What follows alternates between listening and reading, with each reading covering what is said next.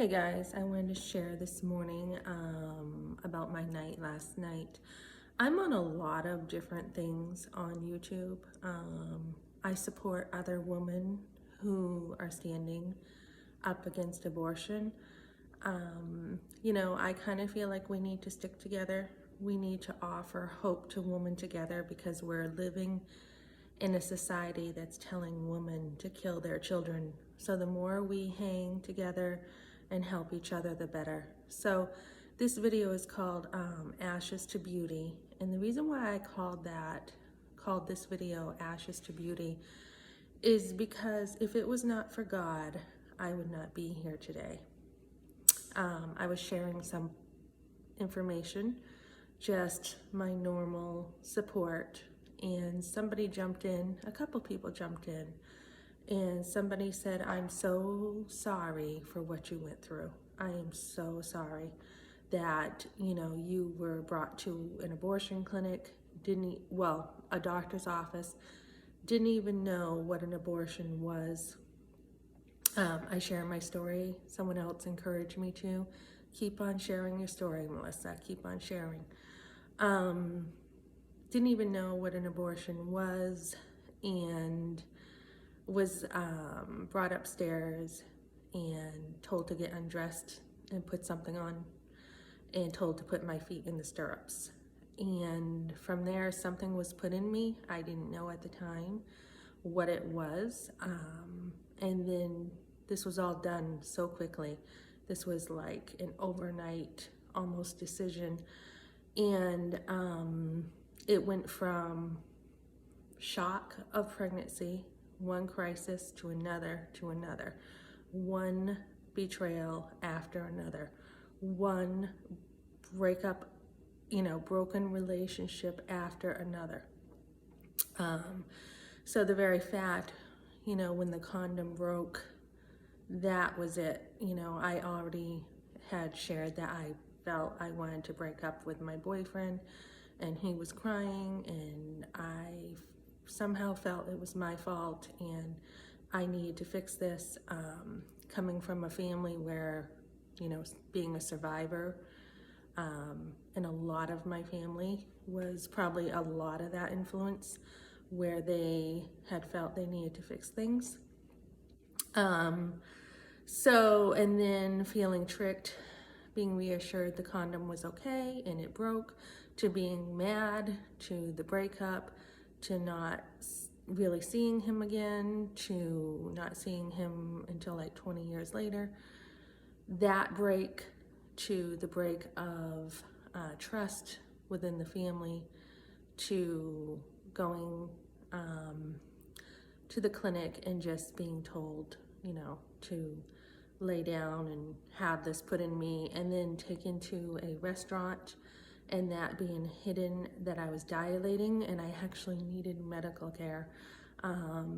But instead of that, being brought into a car so that no one would know what was going on, and dilating there with no medication that I remember, not knowing how far along I was, to being brought back to the clinic, and being brought upstairs. I vaguely remember that.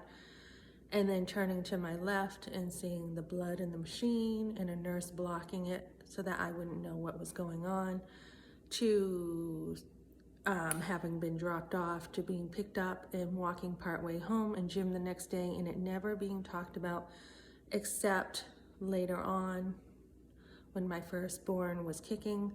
I realized the truth. It was starting to come out. I just felt like killing myself at the time, those feelings, not knowing what to do with the guilt, and knowing I could not because I was now pregnant, which I was very happy to be pregnant, obviously pregnant, knowing the truth. I was pregnant before, but knowing the truth and knowing that I needed to take care of my baby is what got me through that.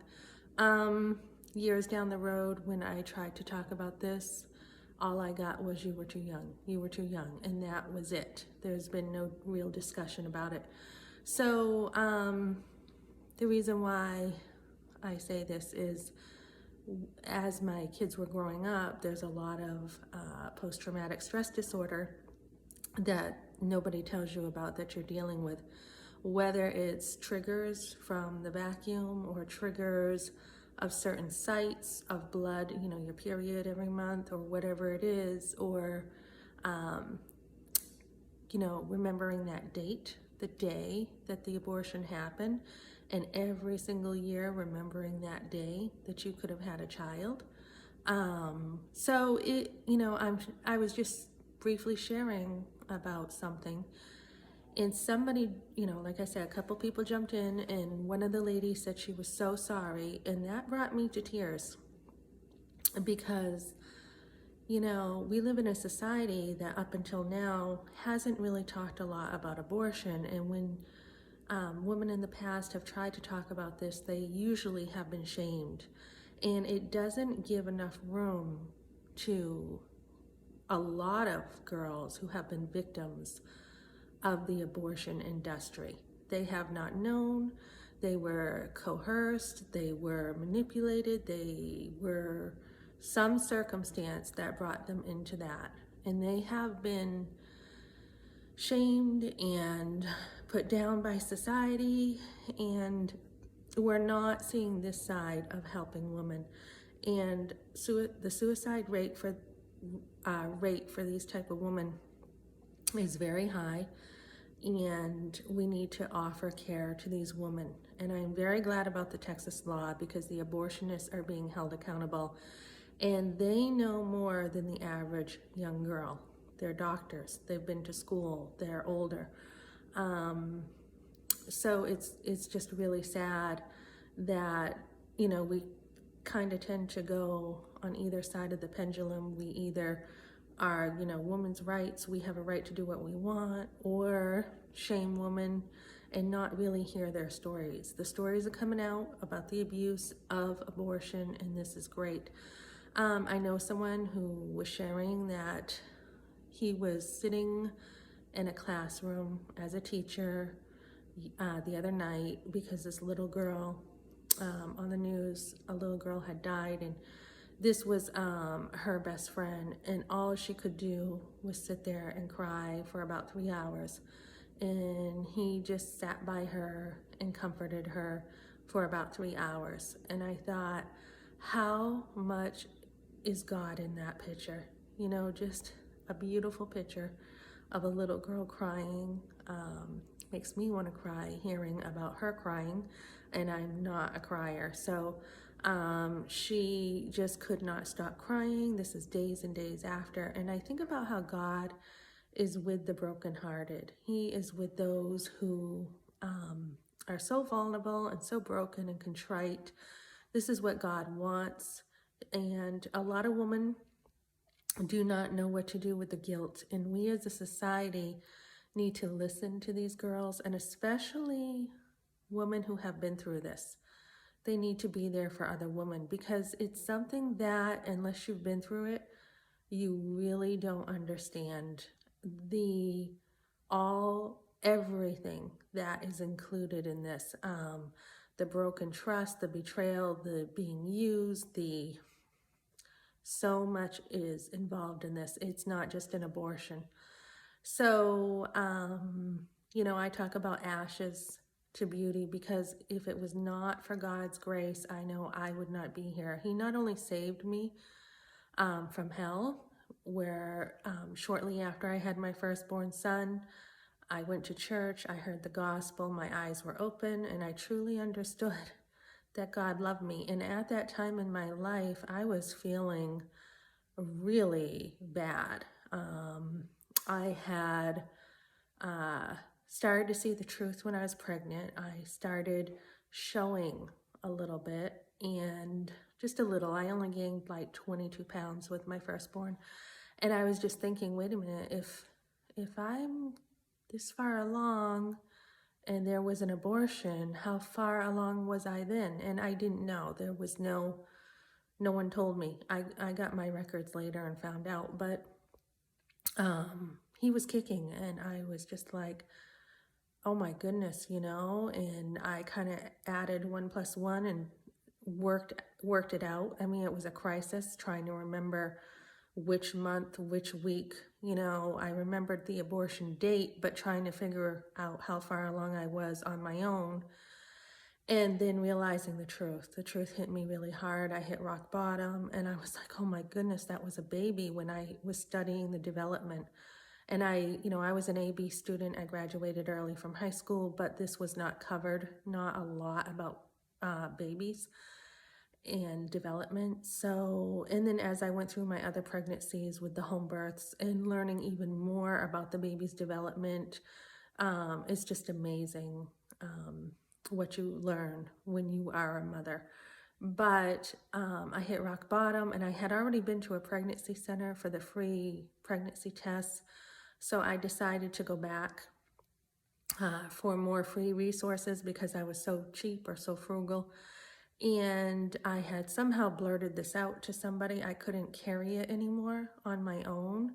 And she said, God forgives as far as the east to the west. And I went home and I was chewing on this, and I could not forgive myself. I couldn't. I have had tons of cousins and everything. I watched my cousins growing up, and I've always been someone who loves kids. So that truth was hitting me again. And like I said, I didn't really want to live much after dealing with that truth.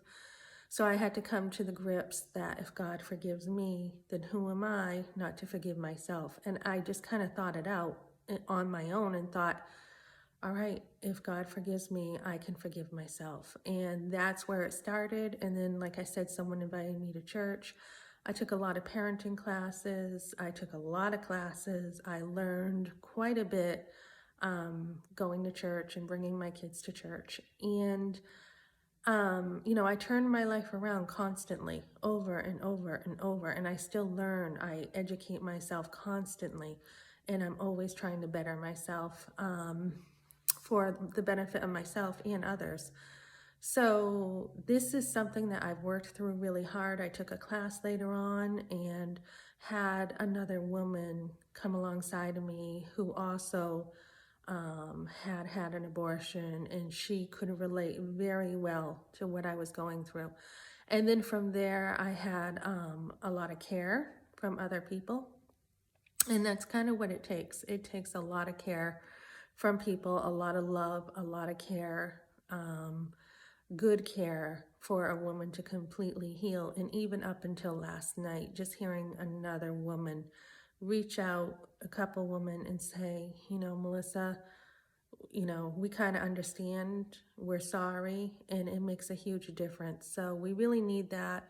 There's a lot of women who have not healed. They don't know what to do with the guilt. The suicide rate is high, and we want to be able to get in there and listen to other women, encourage them to talk about it. It's really hard to talk about it. Even now, definitely we need laws against it, but women are going to need help. So we're going to need aftercare for women who have had abortions and be able to help them live out their life in healthy ways. Because we know that a lot of women just go from one abortion to another, and they haven't healed from that first abortion.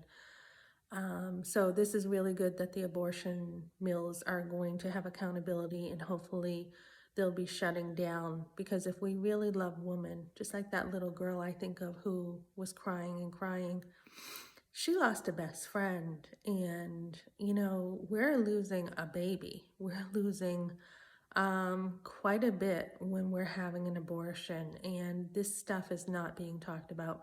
So God, glory be to God, He lifts up the broken, He lifts up the weak, the oppressed, and He blesses them. My life has been so blessed by God.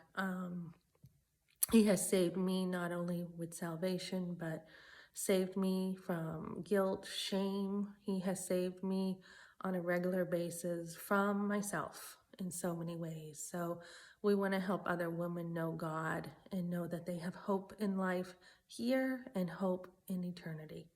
Okay, thanks for joining me again, guys.